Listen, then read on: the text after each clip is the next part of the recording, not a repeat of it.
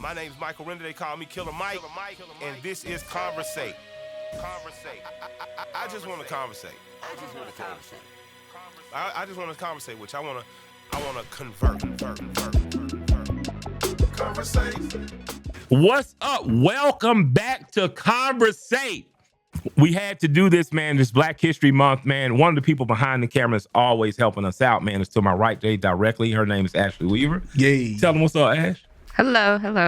Thanks for having me. Kind of shy. A little bit. This is my front of the camera debut. Yeah. We're like you were like your rambunctious brothers and cousins. Absolutely. We kind of aggravate you on a weekend. Anyway, Yes, I am Cutmaster especially Swiff. this one. Yeah. And what's your name? Anyway, I'm Bear. Yeah. So for people that, you know, my sisters, I have 5 sisters, say, why you ain't had no women on the show yet? And so you're the first woman we've had on the show, and you're in the process of booking other women. Black History Month. We're absolutely. making history. Yeah. Let's Man, go. it was easier to pick who.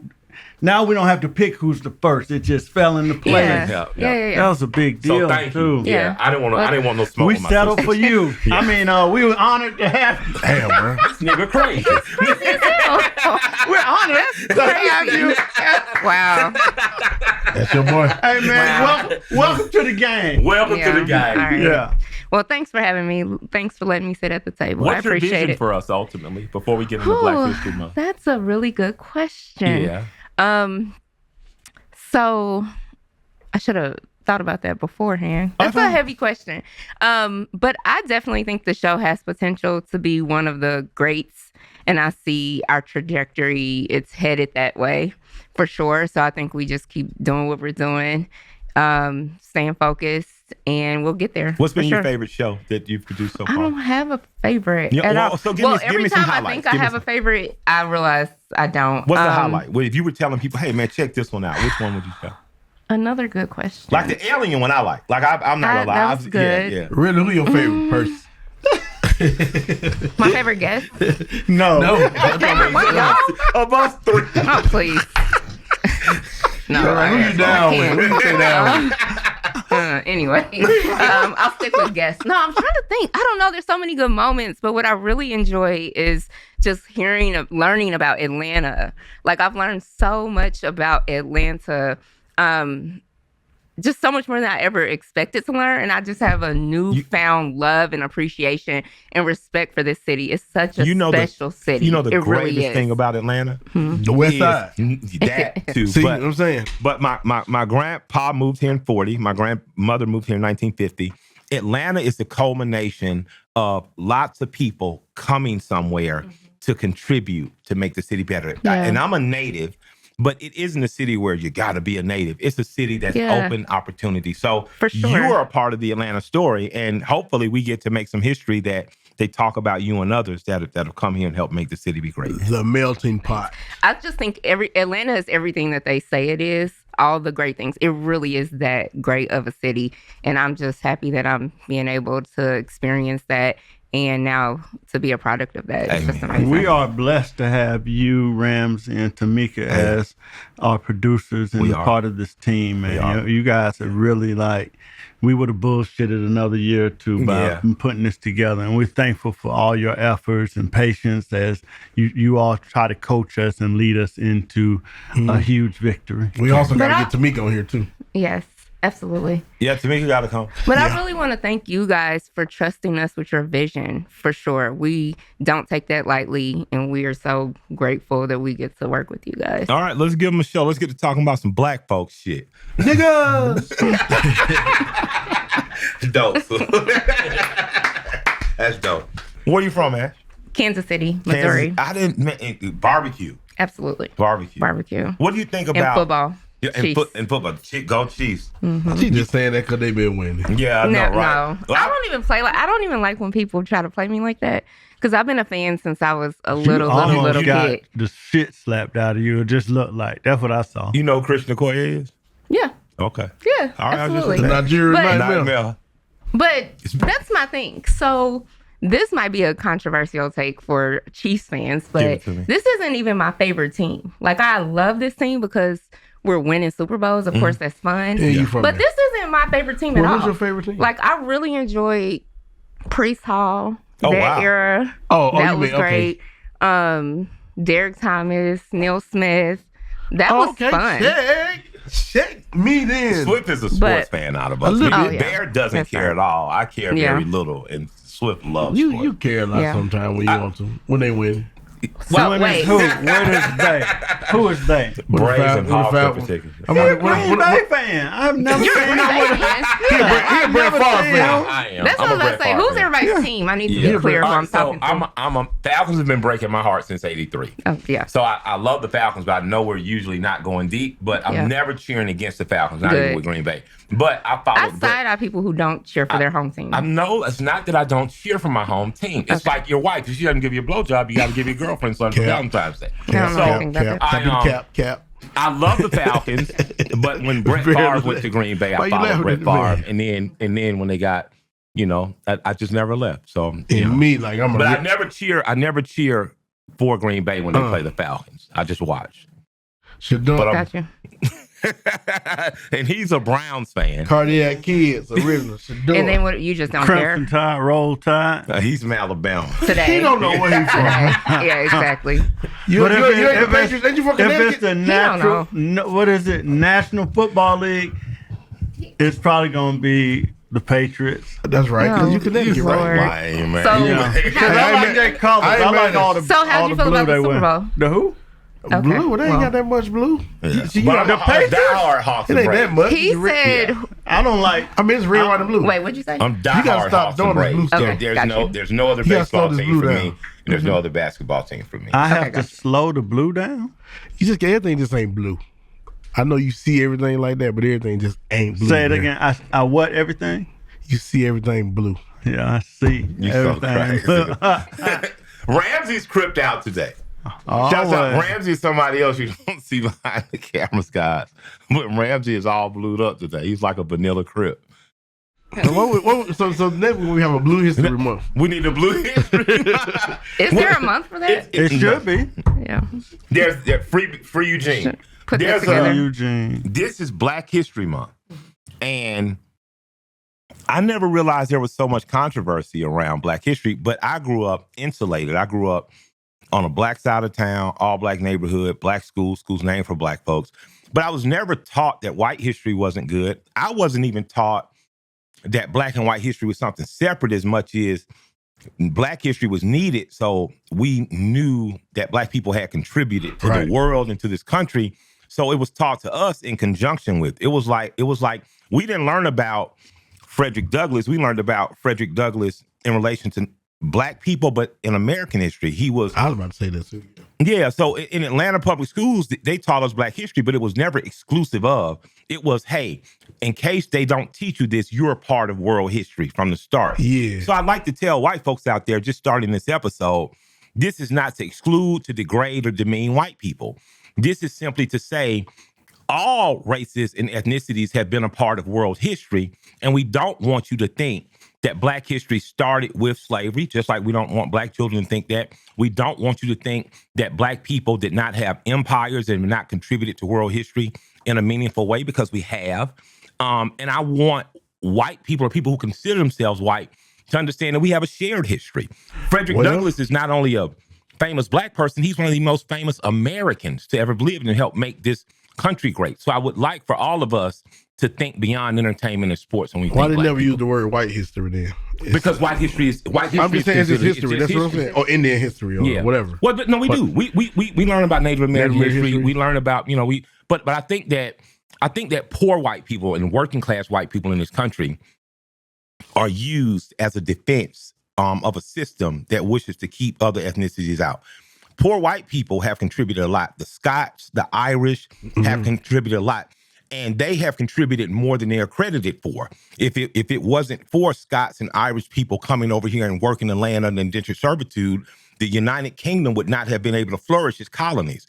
And I think that we need to start to see everybody has been a contributor. So we want this episode about Black history to be understood that this is just world history. And it's called Black history because there are Black characters that have contributed to world history. So let's start off there so people don't get offended. I was on Twitter yesterday, and I said they put an English breakfast up. And in the English breakfast, you get a ham, you get a bacon, you get mushrooms, you get beans. It's not a traditional breakfast like we eat in America. And I grew up eating that breakfast. And I understood the first time I went to London about 15, 16 years ago, and I saw that, I was like, oh shit, I grew up eating this. And I put together, I said, oh, whoever owned my grandfather's family must have been Brits. That's it, because we ate the breakfast. That's where they essentially learned it from. And a white appearing guy who claims to be Indian said, talk like that keeps racism alive. What the fuck are you talking about? my family really was owned, quote unquote, by other people. That's not something I'm angry about. I'm not rallying against you. I'm just simply saying the fact of how we got here is transatlantic slave trade, and some of us were already here. There were already dark people here. But I was offended. But instead of telling him shut the fuck up, I gave him an education. You can go on my Twitter and look it up and just say, hey, this is my family. My family was owned by Crawford Long. Who's Crawford Long? Crawford Long was the man who invented anesthesia. Yeah. He also was a doctor that experimented on people who were enslaved.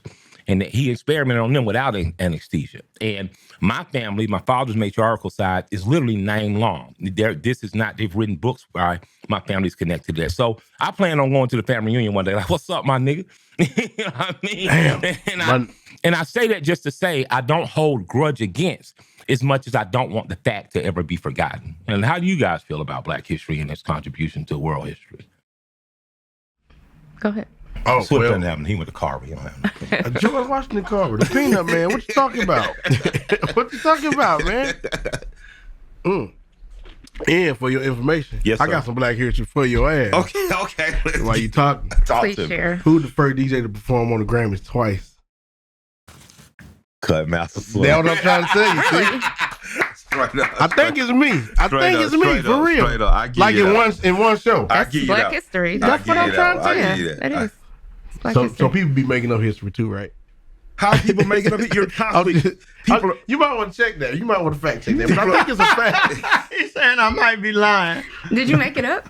No, for real. I was thinking about it one day, and I was like, "Damn, I'm performing on the show twice because I had to put on the outfit, run behind the curtain." Was it with Big Andre or yes? What? Okay, it was. That's what I'm saying. Twice. Give me my props. Let me be a part of his story. Absolutely, yeah. That's be a part of his story. His black ass story. So for me, not growing up in a predominantly black community in the 70s in College Park, I wasn't even aware of what the west side of Atlanta looked like, what Collier Heights looked like. No, but I moved here from Anniston, Alabama, which racism was for real, not like for play. Like, this is our street, this is our area. Don't go past or beyond this particular curve. Definitely don't go in these folks' yard. Don't knock on these folks' door. 6. I moved 7. I moved down here from Cleveland when I was 8, and I guess the real black experience for me was I never heard the word nigga used so much till I got here. I don't remember hearing it that much. Well, for me, Ohio. I did also from black spend people time. Just period. Just like from black people that like it was. I mean, I guess the term endearment, but I just never heard it. So it was either be like, "Hey man," or "them cats," or something like that. When I got down here, like, "What's up, little nigga?" For real, it was like. Now, you know what's crazy with me is I would hear growing up in this all black enclave of working class, middle class, upper class, and even poor black people. There were terms. It was a term of endearment, but there was like, I've been in my lifetime, I've been to older teachers. I've been a little Negro. I've been an Afro-American. I've been black. I've been an African-American. My grandfather would even still call us colored. So I've been a few different titles, right? But what I realized about nigga with an A, it was our word, because even the most prestigious black person who would use the term, black people, Negro, Afro-American, when they got in the room by themselves and they were joking and kidding, somebody was going to end up saying, nigga, you crazy. You know what I mean? So I heard it in that context because there were certain black people who were never going to say but it. But some black folks would go, boy, for that shit you just said. What? I mean, what? All that using the word nigga and how they work so hard to. Yeah. No, teachers would do that, but the same teachers, though, the same teachers who would say that when you see them in a group or company by themselves, and they got the joke and a little brand down, teachers be drinking on the job too. You'd hear them say it. So I understood that it was a word that was not to be shared. I just know it's a code. Like, I just know if I be like, hey, killer, oh, that nigga said this, and you gonna be like, Okay, Swift for real. Yeah. Like without saying, that's true. It's a code. I'm Now I'm sorry. tell you the amazing thing when nigga had no more effect on me in terms of I'm offended. Is I looked it up. I was a kid that would look up stuff, and I remember looking up the word nigga and understanding that it wasn't with 2 G's, but it was N-I-G, E or A-R, and it was Latin, and it meant black. And what I understood then was that whoever the colonizers, the enslavers, or the invaders were in Africa, they didn't care that they didn't give a damn if you were from the Benin or the Yoruba or Ifa. They didn't give a shit if you were Ethiopian. They cared that you were dark and all these niggas is niggas because they were essentially just saying black. Negro. But Spanish would say. Spanish derives from Latin. Yeah. That's so absolutely. Negro is black, right? Yeah, exactly. So right. the word nigger right. means black. So let's just get past you can't get so offended. And I'm not saying Latin was right or wrong, just saying the fact is it meant black. And we've attached emotionalism to it in terms we get offended because we were enslaved, we were brutalized under it. We've attached emotionalism to it because I love my niggas. You know what I mean? You too. It's my nigga, man. I love my niggas. But you're a lying black ass nigga. you from Cleveland, nigga. Don't nobody like you. Yeah. But I just say that because I want in my lifetime for that word to be just a word. Just that doesn't offend us to the point that it drives us into a rage. I want it to be just a word that even if we use as a term of endearment, we still understand the roots of it. And the roots of it is it means Latin for black. That's it. Yeah, I mean, it means black. It has its advantages, though. It has its advantages big time. I mean, if you're a rapper, it definitely has advantages. So as I was saying, for me, not growing up in the black enclave and having like more of a 50-50 experience in College Park in the 70s and 80s, I wasn't educated about Malcolm X. And I bring up Malcolm X because reading the book by Alex Haley, the autobiography of Malcolm X, literally transformed my thinking. And for me, it was very eye-opening. It was disappointing because it was so transformative that I was like, why have I never been educated on Malcolm X, on Malcolm Little, on the Nation of Islam? And that started in 1989. That started my studies even with the Nation of Islam. And it was absolutely, again, transformative for me, even in the way that I looked at life, because I understood that this information was kept from me. But once I read and once I studied, it literally gave me a whole nother perspective of life. So in the celebration of Black history, I would love to just big up and salute the memory of Malcolm X. We can never do that without applauding Elijah Muhammad. Absolutely. The most honorable Elijah Muhammad. There have been 2 people in Black history in this country, because I believe Black history is global history. I don't agree with and I have nothing against ADOS and FBA, even though they war with each other sometimes. I understand the need for Black Americans to have an identity and recognize our own culture. But Black History Month, as I have learned it from the time I was 3 years old and forward, from Harrington Daycare up, has never been just an American history. It has been a global history. And John Henry Clark talked about that on the world stage.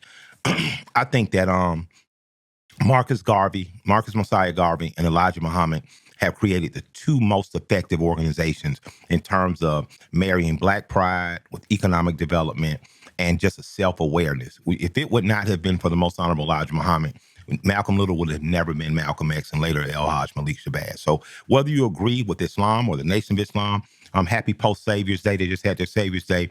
Elijah Muhammad took a broken people and gave them a pride and a confidence that made them competent to take on the world and succeed. So first, I just got to honor Elijah Muhammad. And with that, if I may add, let's take this time to salute Noble Drew Ali and the Moors. Yes. Which, from my understanding, and I can be corrected, Elijah Muhammad was a student. They say that Master Fard Muhammad was, and they also say, I've heard a few different legends, but the Noble Drew Ali was the first in the last 150 years, because there's record of an enslaved person being here in America who was already a Muslim. He already spoke Arabic.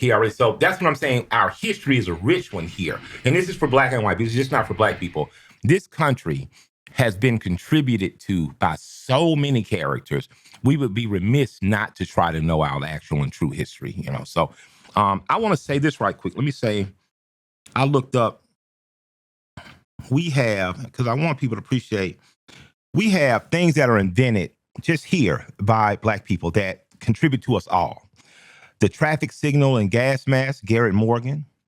Automatic elevator doors, Alexander Miles. Home security system, Marie Van Britton Brown. Co-invented the first closed-circuit television security system in '66.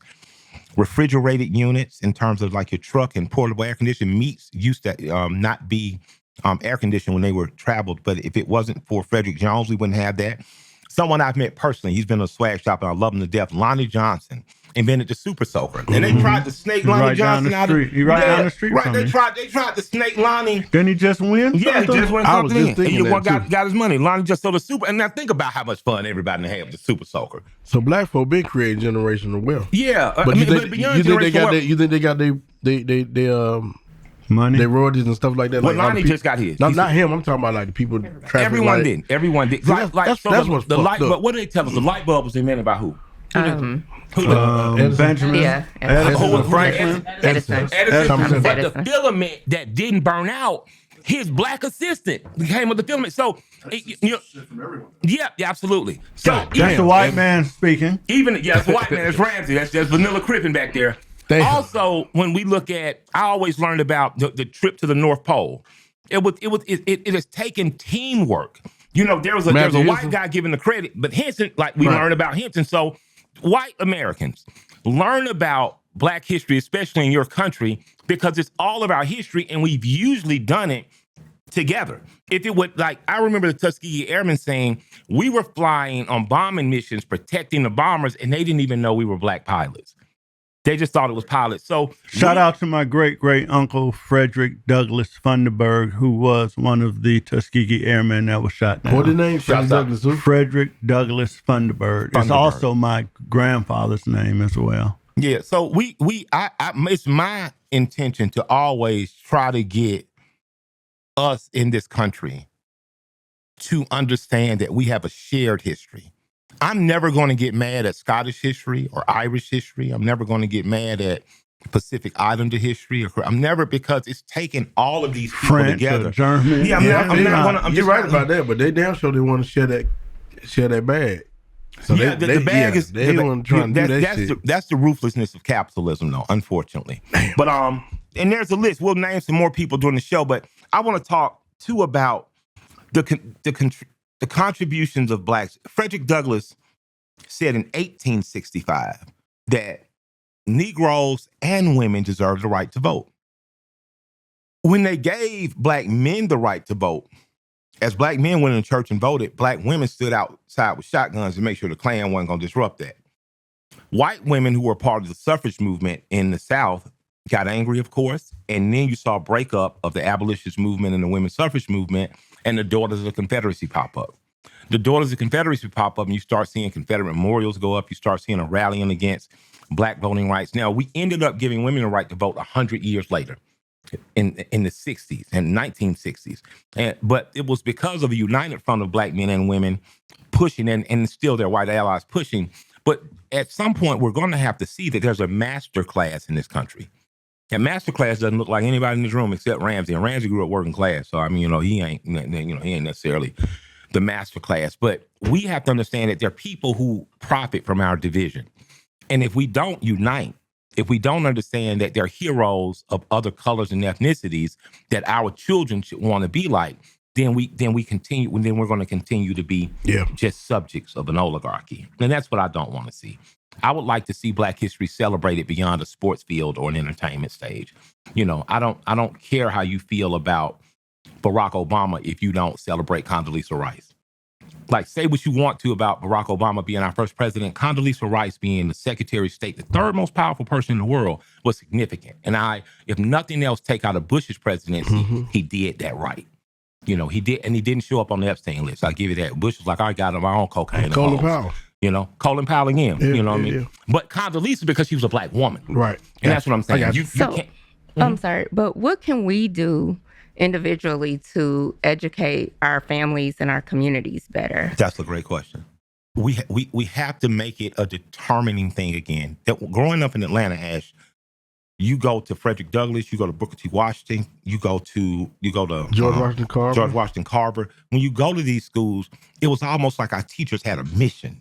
Like, we learned from the curriculum, but our teachers always added on. When we learned about Abraham Lincoln, we had to learn about Frederick Douglass. Our teachers looked at it like it's our mission to make sure these children know they have been a part of this country. And I think that Black people can do a better job at making sure this is our mission. That means I need to read and research myself. I need to go back and look at the stuff I looked at in the 90s, whether it's Dr. Amos Wilson. I need to go back and look at Fannie Lou Hamer speeches. And we need to be in our living rooms discussing these things. We have neighbors. Should it start like in grade school, like elementary? No, it should start in nursery. It should start when you're holding your baby. Okay, that's what I'm saying. And with you saying you're gonna be the next Shirley Chisholm. I got you. And, I mean, it's funny you said that about the teachers and stuff. I didn't have no young teachers because I'm thinking about what you're saying. Like maybe these teachers were young to be. No, my teachers were young though. Miss Rivers I always talk about. I told it was Black History Month. And Miss Rivers told me, you could be anything you want to be. Right. I said, anything. You can be anything, anybody you want to be. So I'm 6 years old. And she's like, who do you want to be? I'm like, nah, I can't. And she says, tell me. I said, Ric Flair. Ric Flair's a white, blood-haired world champion. And I know that Black lady just went home that day like, this fucking kid, right? But she was a young teacher, but she was from Buffalo, New York. And she had such a profound effect on my life. When she retired, one of our old classmates called and said she's retiring. I went to see her and took her flowers. But her mission was to make sure Black kids were confident and competent. And if it had not been for that, what would have happened to me? So I've had young teachers, but I think our community needs to be determined to make sure that our children have pride. Because once you're proud and you have the competence is something you're going to work on. Our kids take pride in being able to do a lot of things, but we need to take the same type of pride in terms of being contributors to history and in terms of being educated, in my opinion. Yeah, you're right. I mean, I can remember going to my friend's house, like when I was younger, you would see pictures of Dr. King hanging up in their house in white Jesus. Yeah, and it used to be Kennedy too. Yep. Yep. Mainly Martin King. Not too much Malcolm X though. No, but Kennedy, remember, it used to be a trifecta. It used to be Martin Luther King, John F. Kennedy, and Jesus. Look, man, my mama gave my grandmother a black Jesus. She gave me a black Jesus.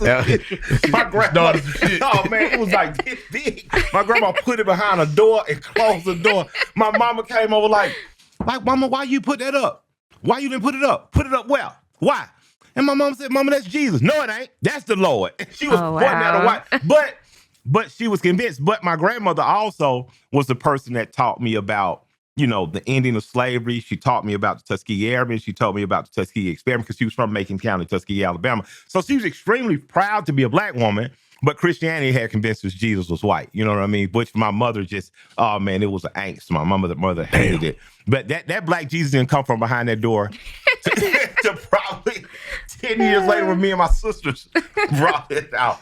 But I look at Africa now, and this is not a critique or criticism of Africans in whole, but African Christians who worship a white Christ scares me because it shows how effective colonialism has been, and because at a certain point, my thing is if I don't argue for or against Christianity, if you choose to be Christian, Muslim, Hebrew, all of that's fine, but we're the only race of people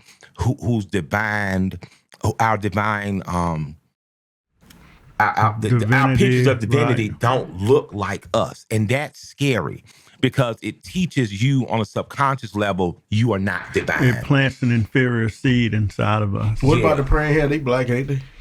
Depends. Depends on your color. So I think that, I think all children should know the oldest human being is found to be a Black woman in the Horn of Africa. I think Black women should be looked at as something divine. And I think if we as a community are not taught that, if we don't sit in our living rooms and discuss, if Jesus was black, what was his mama? So we got to talk about that. And for people who say Jesus wasn't black, you show me a nigga can hide in Egypt, the real Egypt, Kemet, that isn't. You know what I mean? So I think that even if Jesus wasn't existed at all, he was based on a black guy, because you're talking about Horus. You get what I'm saying? So for me, what are we going to do? I don't want to convince white people that we're worthy. I want to convince black people we're worthy.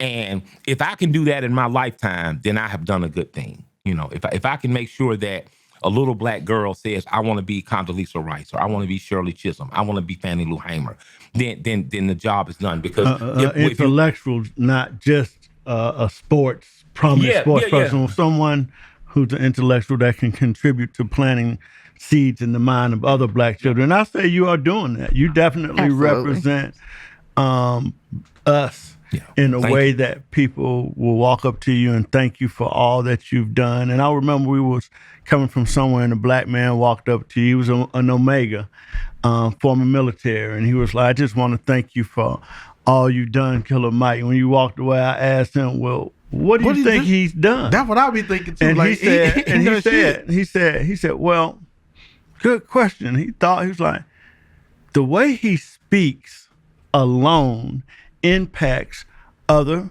black children, because that's not what they get on a daily basis, the way he thinks.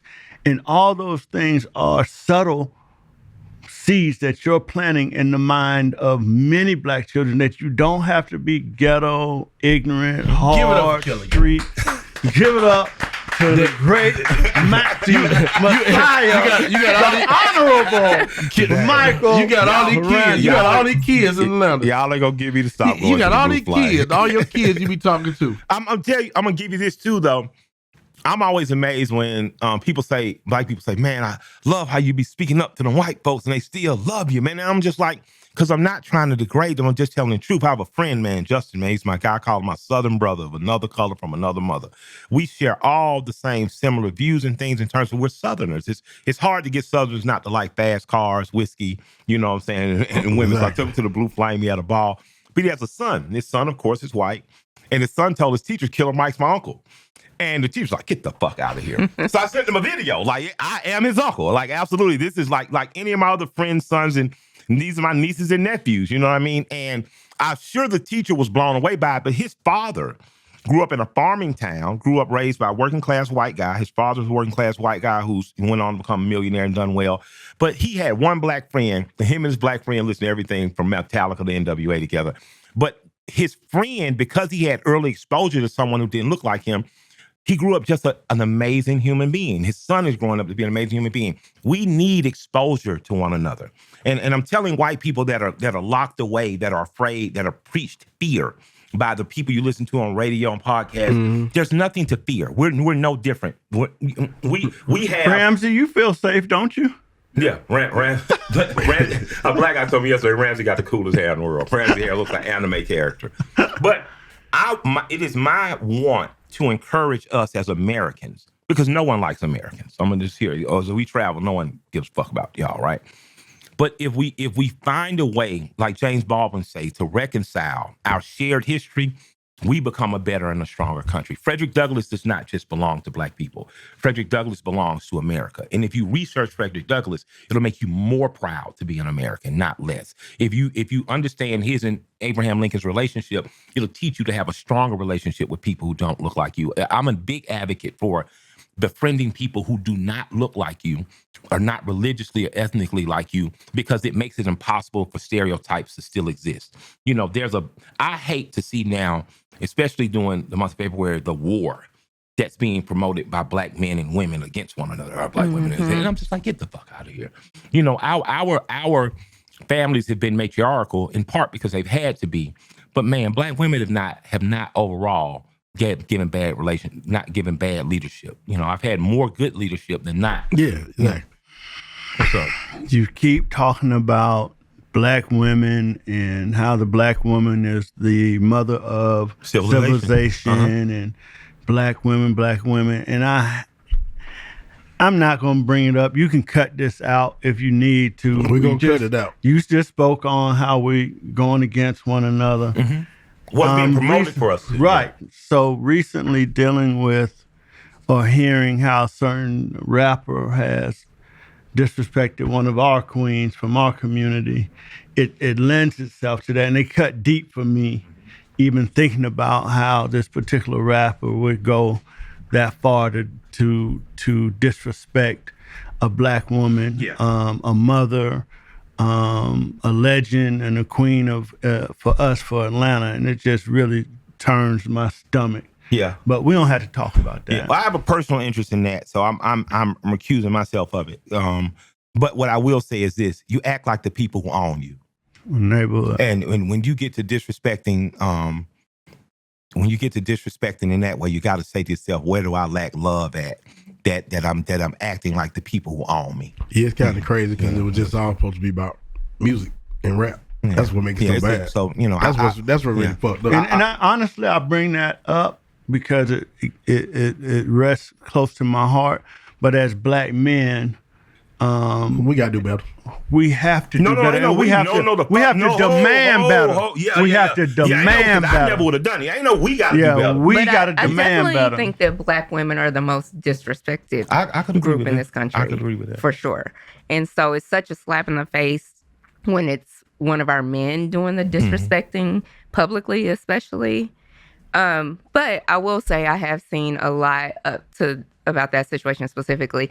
I've seen a lot of our community stand up and speak up. It's been good to see. It has been good to see. It's been good to see. Well, thank you for telling me that, because I'm calling up the troops. Yeah. You know, because that's the only reason why I brought it up. Because for us black men, especially black men from Atlanta, very influential, strong, positive black men, some shit cannot be tolerated, and disrespect of our queens and our legends absolutely will not be tolerated. And you all need to stand beside Tip and his family and demand the respect. Period. We don't even got to talk about it no more. Mm-hmm. Cowards or not, cowards stand behind us, but stand. Period. I'm moving along because I don't want this to turn into rap fodder. I want to continue to I'll look celebrate. that word up later. What did he say? Rap what? Rap fodder. I was trying to look it over here like, shit. What? Okay. I just want to say I want to say to black women, I hate that the propaganda propagandizes that somehow we're at odds. And every community, if every community, men and women have some strife or disagreement and stuff. But man, you guys have been leaders. I was with my cousin yesterday. I did our family history, and I was showing her that one of her sister who's dead, God bless my cousin Teresa, taught me how to draw and stuff. But she sent me the deed to my family farm that was purchased in the 40s. And you hear about patriarchy and dominance over. In my family, I'm not saying this is everyone, but in my family, I've seen the sharing of power in my life more than not. On the deed to our farm, which we still own in Alabama, 2 miles from Tuskegee University, you saw Nathaniel H. Blackman and Truzella Blackman. So that farm was not just owned by my great-grandfather. It was owned by them as a unit. My grandmother and grandfather, you couldn't ask Betty something, and she said, well, I got to talk to my husband about that. You couldn't ask Willie something, well, I got to talk to my old lady. The example that I've seen more than not in my community has been one of shared power. It's been one of respectful of black women leadership. And I will say there is some validity for saying that the welfare project from the 60s forward helped to put a wedge between us. Wherever there's an incentive by government to say that men have to leave, there's a problem, because it's interesting, the same welfare that demanded that black men not be in the community was the same welfare when Georgia Tech, when Techwood Homes was built. Right. You couldn't live in there if you was a single mama. You had to be a family. So white families got an opportunity when they were in the housing projects, and the first housing project ever in the United States was Techwood Homes. Right. The incentive was for families to be able to qualify for FHA loans, but it gave them subsidies, whether it was food, shelter, and it incentivized the family being together. Even farming. Farmers get welfare, and the welfare they get keeps the family together. Our welfare incentivized breaking us up. And I think that at some point we're going to have the conversation and say, well, how do we fix this, because I can look at some old, news footage where they had a circle of young black women around that were having the babies, and they was like, well, do you think you need a man? Well, no, I don't think I need a man. They had been caught up in the whims of feminism. I saw that. Yep, yeah, it's something that's around. I hated that we fell for CIA COINTELPRO. Who was the white woman invented feminism in the 60s? What's her name? Turned out to be Gloria Steinem. Turned out to be a CIA agent. And my thing is, my grandfather was adamant with me, stay out of white folks' business. And that don't mean that we didn't have any place in feminism. That means that the feminism of Bell Hooks and Alex Walker is radically different from what Gloria Steinem did. And I would argue that we should be trying to find what is our version of versus following. Like, white folks, y'all do good, but y'all got a war going on with each other we don't understand. I don't understand white women's fascination with dominating their men. I don't understand white women's fascination with wanting to be equal to the white man to the degree that I want to be. We balance. Lord knows, but I don't know how to cook, and Lord knows I ain't gonna ever ask my wife to pay a bill. Now, I'm not saying that should be everybody's way. That's just saying, hey, man, we found our balance, and that's comfortable for us. I don't take what my white friends do. I remember one of my white friends, he got married, and he said he gonna change his last name to his wife's last name. Damn. And I remember thinking, well, his wife's last name is her dad's name, so you just name yourself after another man. And it didn't make much sense to me, but I wasn't going to criticize him because that's their culture and their way. In my culture, my way, my great-grandmother, when she got married, her mother-in-law said to her, you know, if my son ever gets sick or anything, you call me. And she said, this is my husband. Don't you come down there. If my husband gets sick, I'm going to take care of my husband. I'm going to take care of my kids. Because in the black way, when you marry out of tribe, you go to form your own tribe. You don't need no help from your mother-in-law. Why they so scared, man? Why they so scared of white people? So what is it? What Dr. Francis Cress Welsing talked about in the ISIS paper and forward. White, powerful people. And then when I say white people, I'm not talking about people in the Appalachian Mountains. Like, that ain't who I'm talking about. I ain't talking about poor white folks who holding snakes in the Pentecostal. I'm talking about the elites who run this world. They fear genetic annihilation. They know that you breed enough times with this skin color, your skin color, dark, that genetically it's over. And who doesn't fear being annihilated? Now, we don't think on those terms because we aren't in absolute want of power in the same way. But the elites that run this world, they fear genetic annihilation because there's been a time. We already went through the bullshit. Yep. But think about beyond the bullshit, they've only been around 6,000 years in terms of genetically. Right, I got you. They literally have only been around 6,000 years versus by the time Europe rose to power, you had already had empires in Egypt, Mali, not what is now called Nigeria. God bless my Nigerians who say we ain't got no culture. Y'all country only about 60, 70 years old. We love y'all to death, but, get the fuck off. Stop that bullshit. We all black. We all came from goddamn West Africa. We, genetically, we all linked. So let's stop trying to act separate. But they fear being wiped out. And as human beings, we all, fear aliens coming and wiping us all out. But that's one of the reasons I pray there are extraterrestrials. I want them to come and say, we're going to kill all you motherfuckers. So we have to reunite. You know what I mean? But that's what it is. It's the fear of being absolutely wiped off the face of the earth. No pure so the aliens white. Yep. So the what do they call everybody niggas. Caucasian, no pure Caucasian, Aryan people. Right, that they keep letting black men keep, That's why when they're hungry, they cut your dick off. Damn. Think about the symbolism of castration. That. You're castrating someone. What is that saying to castrate someone? I don't want to talk about that. So do you think it would take something that is a threat to all of us? Yes. I pray. You don't understand, Ash. I pray aliens come to say we came back to kill all you motherfuckers. Damn, for real? So humanity... it will make us unite. It will have against something. And that's why on another podcast, I kind of clapped last year when they said, well, we got a new president. And I clapped. And they was like, oh, you glad that so-and-so is the president? I said, no. But whatever's going to happen may make us unite in a joint effort. All of us. It's going to happen to all of us. Yeah, we got to figure us out. Yes.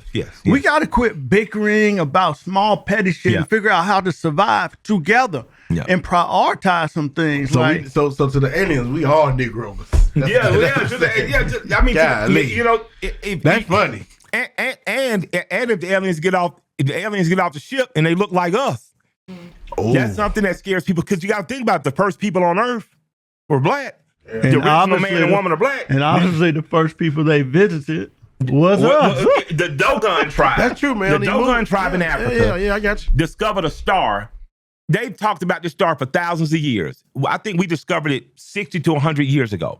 We finally, but these people who dance around and wear these masks, like think about when you see the African mask, that's where did they come from? They look, if you really look, if you like, man, this like shit aliens. kind of look like a looks goddamn familiar. space mask. Yeah. And the propaganda and fear of black people being recognized as the original man and woman is so deep. I love science fiction movies.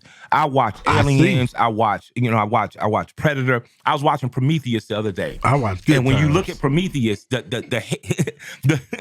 you look at Prometheus, they have a group of aliens represented. But when you look at it, it looks like Roman statues almost. That Roman nose, and I'm just like, now, Ridley Scott, as much as I love you and as many dope movies as you've made, we've come far enough that you know that the first people or what aliens got here, they didn't look like Romans.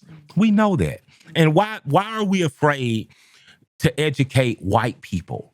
You know, like when they say, when I see white people, we don't want CRT. Well, CRT is really something set aside for college. Why don't you want young white children to know beyond athleticism and entertainment that blacks have contributed to the world? What are you afraid of that you don't want white children to know that black people are really your equals and beyond your equals so that they aspire to be more like? We should aspire to be more like kingdoms that didn't have jails. There were African kingdoms that didn't have jails. Like, I can't imagine not having a jail because I've grown up in Western society and culture. What was before Rome? What was before Greece? Why do the Romans and Greece love Africans so much? Because if you read their writings, they did. You know, why did Shakespeare care about Othello? You know, we have to say to ourselves, what impression has been made? Why did Picasso, who knew how to paint people exactly as they are, why was he so struck by what he saw in West Africa that he radically changed the way he painted, and his painting became to look like African masks? And if I revere Picasso, let me revere who he revered. You know what I'm saying? What I'm saying? So why are you so smart? Why are you so smart? That's more. Saying this boy nigga. That was silent.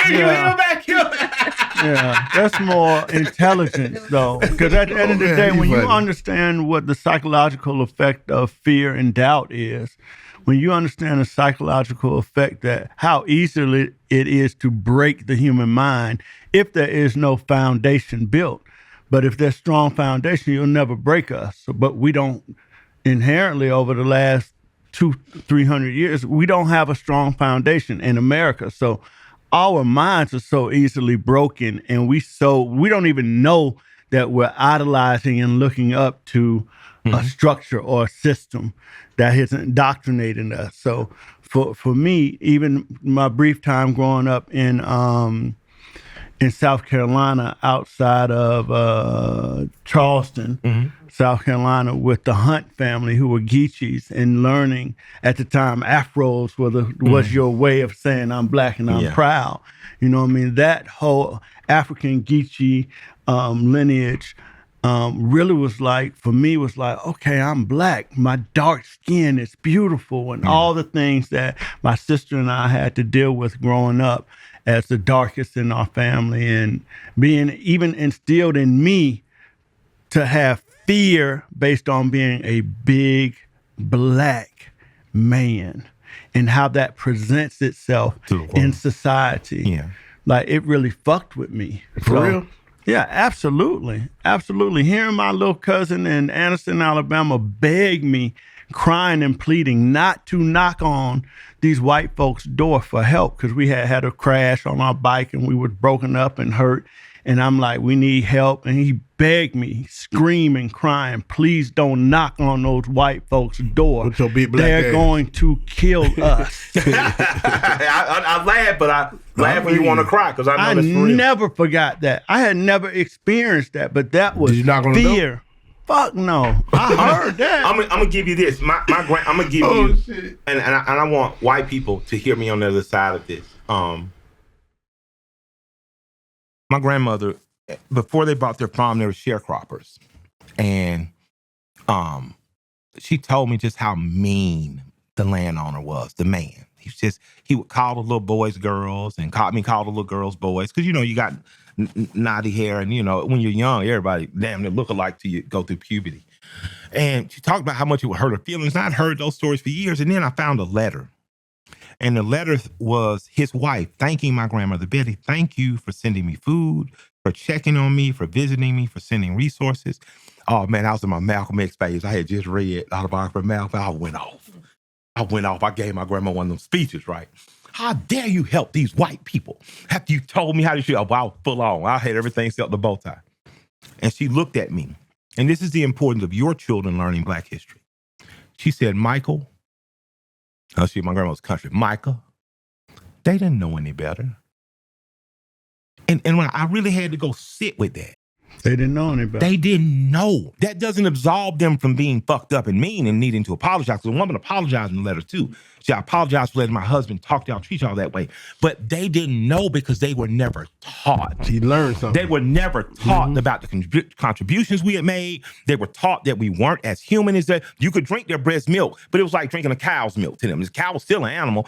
They weren't taught. And it forced me to understand that the miseducation of the Negro just wasn't the miseducation of the Negro. Y'all go look that book up and find it and we read two white folks. It miseducated us all. And that miseducation calls for a division that keeps the worker class forever under the master class. Poor white people in the Appalachians. Right now, there's a documentary coming out about the Alabama prison system. Poor white people in Alabama in the prison system are treated as badly as we are because the master class gets the masquerade as though it's just the niggers that we're locking up. But no. When niggers disappear, it's still going to be poor white people, and they're still going to treat you like they treated the Scots. Classism. And they're still going to treat you like they treated the Irish. They practiced lynching 400 years on them before they put a noose around your neck. They did it to people who look like them. I laugh when you talk about the Gullah and the Geechee people. People talk about, rappers and the wives they choose and that nature. And my father, who again is a product of the Crawford Long in the family, the documentary is called The Alabama Solution. I want us all to watch that, and we're going to discuss that on this show. My father is a fair-skinned man with hair like bear, what they call good hair. And good hair. Which one? Big Mike. I got two dads. Everyone knows that. Swift has no dad. We're gonna but Space God was his dad. my father, one of the most valuable things he said to me, again, as you're a kid, you're learning about slavery and stuff. And I said, Dad, when I learned about field Negroes and house Negroes, I said, Dad, when we was young, I said, if we were in slavery, I would have been in the field. You'd have been in the house. He said, no, I wouldn't. I'd been right there in the fields next to my son. And it gave me such a sense of pride because I understood that my dad didn't fall prey to colorism. My dad liked chocolate women. He loved my black mama. He gave me a Montu, which is my stepmom. Dark, he's loved. He loved all black, all shades. So it taught me as a child that, first of all, everybody from my fair-skinned Aunt Deborah, who loved on me, to my dark-skinned mama, loved me. So I learned to love us all. I've gotten criticized before, right? Killer Mike, Ice Cube, their women are ambiguous. And I said, the red tweet, like, what the fuck are they talking about? His wife is fair-skinned. I was like, I never thought of it. My wife was born a redhead. She was born to gingered black people, which is even rare in our community, right? So they definitely don't like gingers in the white community. They get treated like, But I said, the funny thing is, my wife is blacker than me. My father definitely has white in his blood. Her family has damn near been unbroken because they're Geechee. They were on an island by themselves on hills and head. They weren't associated. Her grandfather is in the Geechee Museum. He owned land, owned 300 hogs, and slapped a white man and lived. Her grandfather was fair like her with the green eyes and the red hair. So it comes from him. But I was like, ain't nobody no blacker than the damn Geechee. They still sound African. I get in a room full of her and her family. I don't understand 50% of the shit they saying. I be thinking, man, these motherfuckers finna kill me. I done fucked up. They get to talk about, I did like all that old shit. You know what I mean? So we have to learn to celebrate us in every phase too. I don't want us to start to marry our ideals like our masters have. There is no grand purity that somehow excludes us. If you fair-skinned as fuck and you have that black in your family and you black. Now, if you choose not to be and you want to pass with your passing ass, but when it get fucked up, don't come back to us. You know, go on and do your thing, big dog. You got. I identify as black. I hear black people talking about something. Well, I'm Creole. You know, Fats Domino was Creole. Fats Domino was black as a motherfucker. Wave ass hair like Bell. Creole. So even that Creole shit, like, let's be proud. You know, let's get in rooms and talk about how much we like and the good things we've done. I really think the ultimate solution is getting in rooms and teaching our children and one another, watching a documentary. I remember our grandmother, man, would make us watch Imitation of Life. I used to get so goddamn mad. If y'all haven't, but by the time I like that movie. But by the time the end of the movie, man, we all there crying. Because it was a fair-skinned black woman who passed as white. She denied her mother. Her mother died. At the end of the movie, she's crying on her mother's coffin because of the time she's missed in a relationship. But as kids, it made us love our mothers and grandmothers. You know what I mean? So I think that ultimately, what we should be doing is getting in rooms and doing what we're doing now. Yeah, I love that movie though. Me too. That is Shout like out in to, Night of the Living Dead. Yeah. Shout out to the Hunt family in Beaufort, South Carolina, who helped raise me as a little boy, me and my sister. What was it like in I was thinking about that. It's because obviously weird. you have some Indian in you. I do not. what does that even mean? I don't know what that means. I have no idea. You look East African to me. I would get think that you more than Kenyan or You Ethiopian like or Eastern Lambda. What's that look like? Don't answer. He's Never mind. But what I was thinking was, his wife from Eastern Lambda. So so you know. Got you. Well, I feel like since I've been in Atlanta, I've learned so much more. And so I don't know why. I don't want to put that on the education system necessarily, but there's so much rich history here.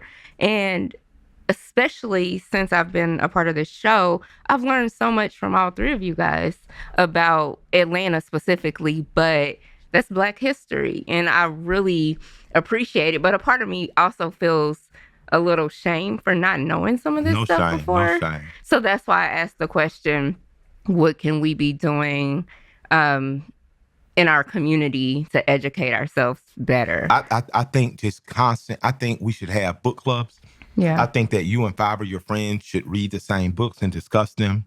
I think that we should, as we learn things, we should impart that wisdom on people younger than us, because it's not about making it's not about making white kids, you know, for y'all out there afraid of CRT, it's not about making them feel guilty.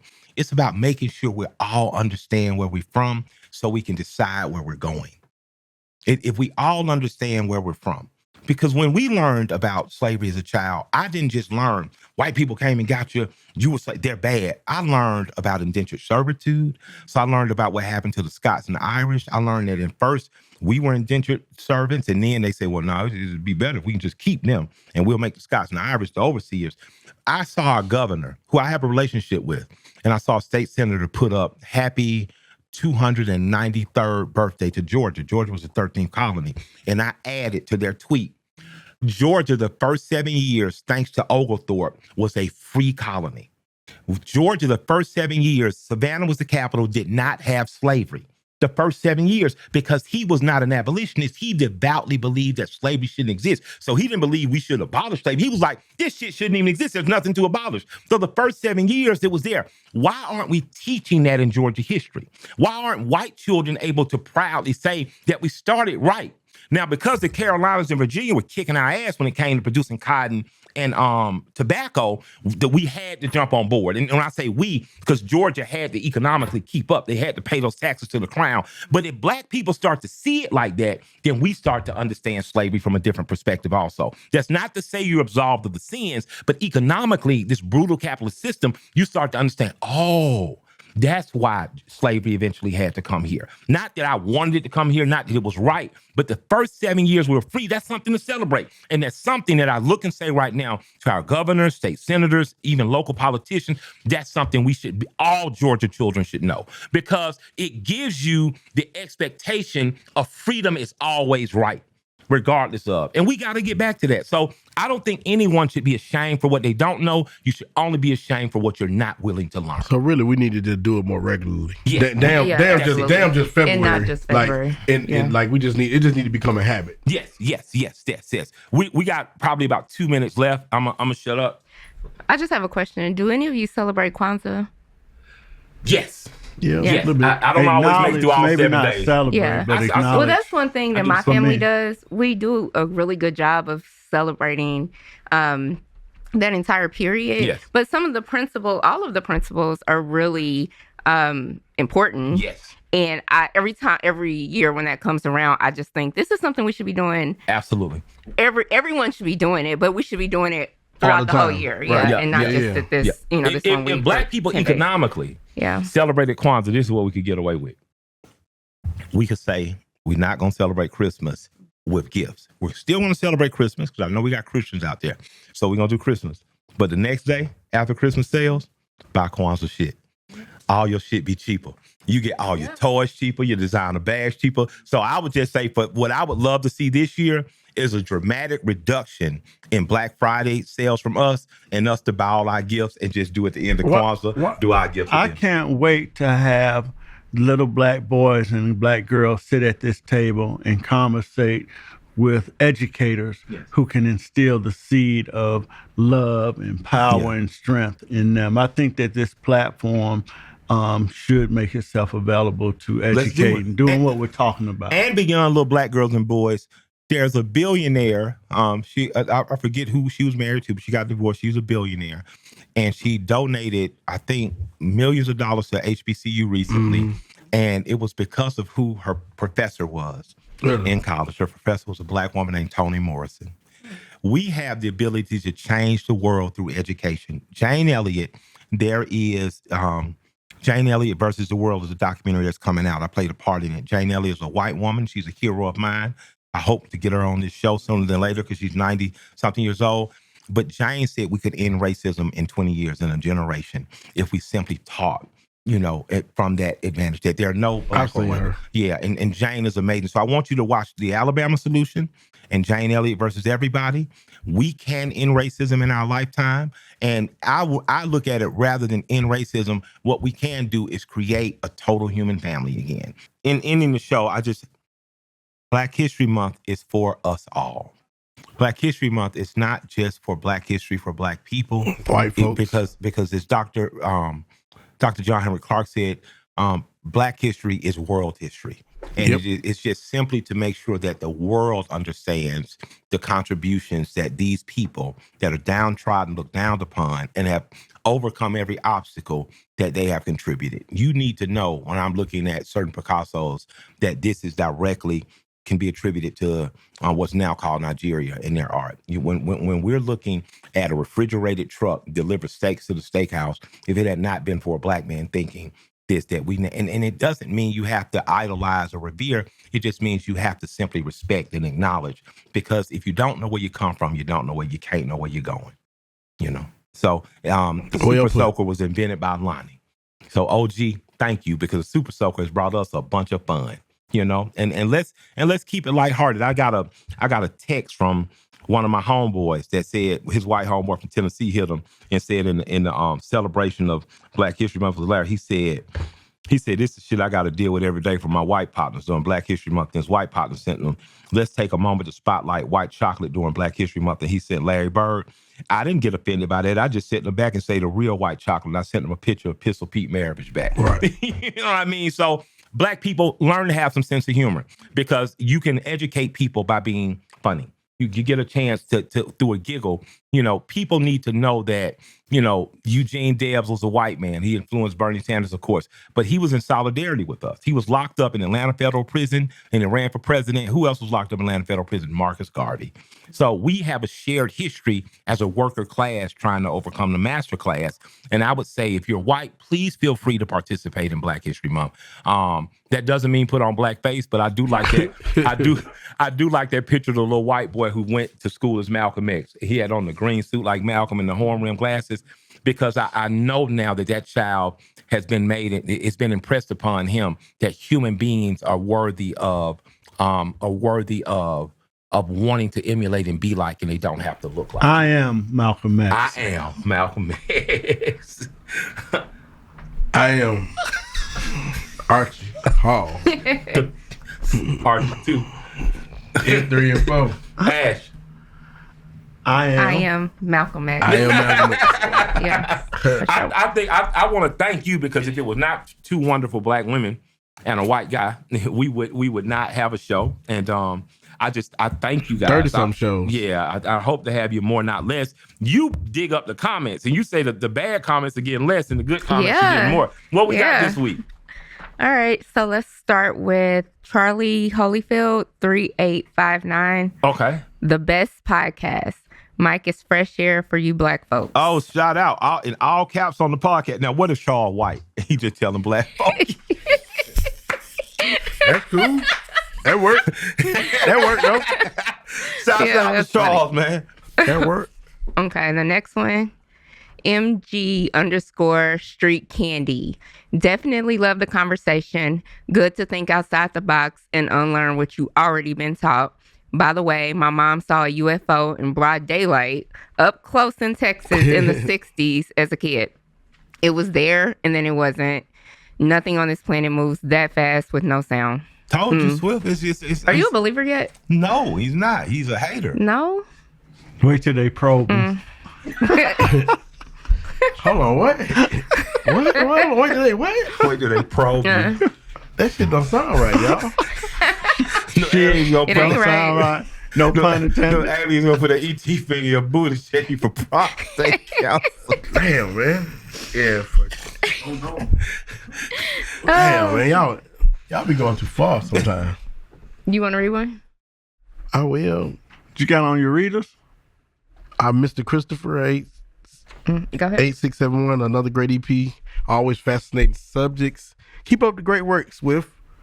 It does not say Swift. That shit Definitely does not say Keep up the that. great work, Swift. Okay.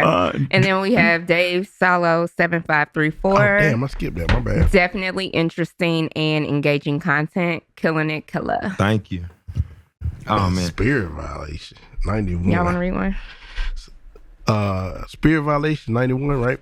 Uh-huh. I think I found the most underrated podcast on the internet. Come on, now we on the way. And And then, And Swift, it's a... They keep putting my name on all this shit. Okay, we doing it now. do you have a different paper than I have? Yeah. No. What are you reading? I don't see that. I'm making up Black History. Oh, okay. We are making Black History right now. I know I am. Yeah, for sure. And then just in case, 8146 responded to that and said, just found it and I'm hooked. oh, man. Congratulations, team. Congratulations, team. I'm gonna give y'all this. This is Black History Month, but I'm gonna give you this. There's a black man named Thomas Sowell. He's a conservative. A lot of people don't like him in my community. I'm a reader of all. Walt T. Williams is probably my favorite black conservative because Walt T. Williams maintained something I believe. I do believe black people should marry one another and promote. And Walt T. Williams said that was the only place that he believed in a segregation of sorts, right? But one of his contemporaries was Thomas Sowell. And Thomas Sowell wrote a book called Black Rednecks and White Liberals. And it talks about how a lot of the behavior, culture, black people get pointed at and told that's your culture. We learned from white rednecks, right? They and says we're essentially acting like them. Like they would say people who say you act like you're from Moore Homes, you really saying you act like you're from Appalachian. But there's a white guy who I like a lot. He was an outlaw. He was a moonshiner. He's a white guy, but I want black people to look him up. His name was Popcorn Sutton. Popcorn was a fucking outlaw. He fiercely defended himself against government. My grandfather was a believer you should be able to brew your own liquor. And you should not have to pay government a tax on liquor. Sounds similar, Boston Tea Party, not gonna pay taxes to the crown. So my grandfather would deliver moonshine in Cabbagetown. From those people from Atlanta, you know Cabbagetown was a depressed, poor white area in the city of Atlanta. And while blacks had control of the city, Cabbagetown oftentimes left out. They were not treated as well. And that's when I got the chance to see that power doesn't have a color. Power is simply power, and the poor get overlooked. Yeah. But even during Black History Month, I would challenge my black people to look up Popcorn Sutton because when given a federal sentence, That's a hell of a name. He chose to kill himself. Then served the government. No bullshit. He went in the garage, he turned on his car, he closed the garage, and he took himself out. And Marvin Sutton, or better known as Popcorn Sutton, is someone that as an American I admire. And I say that because I want white people to know that you can admire people who don't look like you. I admire the outlaw. oftentimes I used to wonder why I used to like Al Capone and gangsters and that kind of shit. And my grandfather loved John Dillinger. And I was like, what do you care so much about fucking John Dillinger? They ain't never made no movies about him. But John Dillinger, when he would rob banks, would burn the deeds. He would, and so if you owned your house, right? Say you were gonna get foreclosed on, they burned the deeds. They had no proof you owed them any more money. And my grandfather grew up admiring that man simply because he made it easier for working class people in his opposition of capitalism. Exactly. So Americans, let's do what Baldwin said. Let's find someone who doesn't look like us. Let's figure out how to build relationship or admiration for that person, and let's unite before we destroy one another. I do not want to see a civil war happen in this country. I do not want to see a race war happen in this country. And we all we got. Ain't nobody running back to England. Ain't shouts nobody out running to popcorn. Back. Yep, shouts out to popcorn. So Yeah, during Black History Month. Love and respect, y'all. Thank y'all. God bless. Ash, you coming back? You gonna see us again? Absolutely. Come back, Thanks for having me. That's your new name. Popcorn. Love and respect, guys. Thanks for watching Conversate. My name's Michael Render. They call me Killer Mike. And this is Conversate. I just want to conversate. I just want to conversate with you. I want to convert.